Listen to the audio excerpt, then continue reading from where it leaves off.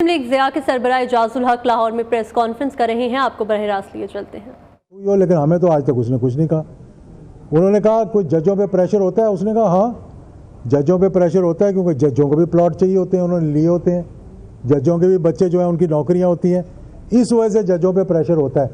उसको जोड़ के गए कहा जी कि नसीम हसन शाह ने कहा कि जुल्फ़िकार अली भुट्टो के केस में हम पे जो थी वो थी प्रेशर था। अब मैं आपको वो वीडियो सुना देता हूँ, अगर आप इजाज़त दें तो। सुनना चाहते हैं? जी जी हैं? 1 मिनट लगेगा, मैं सुना देता हूँ अभी। इसमें कौन सा कोई बड़ी टेक्निकल बात है? मैं सुप्रीम कोर्ट क्यों जाऊँगी? मेरे वाले का उससे कुछ ताल्लुक ही नहीं था। अलायंस तो बन गया, हमने ऐलान कर दिया। मैं सिर्फ आपको ये थोड़ी सी सुना देता हूँ, उसके बाद आपका जो दिल करे आप उसको कर लें।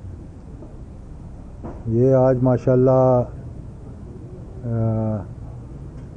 ये तो मैसेज इतने आने शुरू हो गए, लोग अब टिकटों के लिए भागना शुरू करें।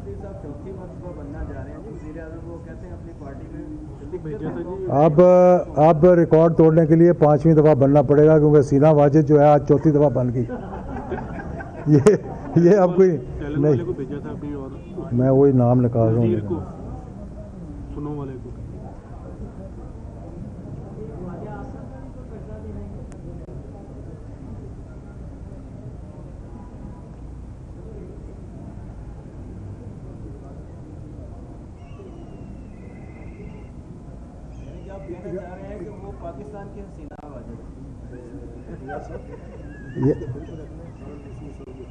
अच्छा चलें ठीक है, ये मैं आपको वैसे अभी सुना देता हूँ। इसके बाद मैं चाह रहा था कि यहाँ सुना देता ताकि इसकी कवरेज भी हो जाती, लेकिन चले ठीक है, आप इसको काम करें, मैं वैसे सुना दूँगा।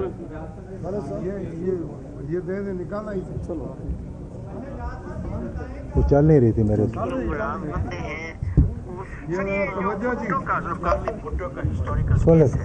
इसमें जर्नैल असरअंदाज हुए थे।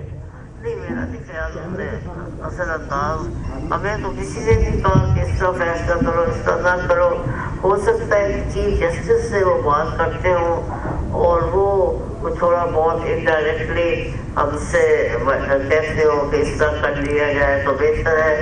लेकिन मैं 26 साल सुपीरियर कोर्ट का जज रहा हूँ, मुझे एक दफ़ा भी ये याद नहीं कि कभी किसी ने हमें कहा हो कि फैसला इस तरह करो, इस तरह ना करो। ये जज जो है वो खुद ही डर जाते हैं कि हमने पता नहीं ज़मीनें ली हुई हैं, हमारा बेटा मुलाजिम है, हमारा यानी अब आ रही है कॉन्फर्मेशन का मसला आ रहा है, ये है, तो हमें फौजियों को नाराज नहीं करना। तो आपने भी लिया, अगर गौस अली शाह जब वज़ीर आला थे सिंध के, आपने उनको एक दरखास्त की।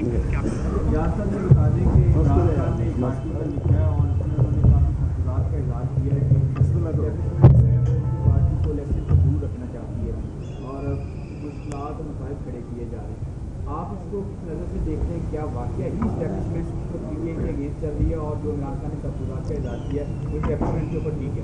देखिए, जहाँ तक आर्टिकल का ताल्लुक है तो आर्टिकल तो ख़ुद हुकूमत ने उसको मशहूर कर दिया। जब हुकूमत ख़ुद ट्वीट करने शुरू कर देगी उस पर, तो फिर हर कोई देखेगा कि इसके अंदर क्या है। तो जेल से तो हम भी लिख के भेज देते थे, बाहर कॉलम भी छप जाते थे और लोगों ने जेलों के अंदर किताबें भी लिखी हैं। तो आर्टिकल में जो उन्होंने लिखा है वो उनकी अपनी मर्ज़ी है, उनका एक अपना पॉइंट ऑफ व्यू है, उस पर तो मैं तबसरा नहीं कर सकता। क्या कहा है मैंने पढ़ा भी नहीं अभी तक।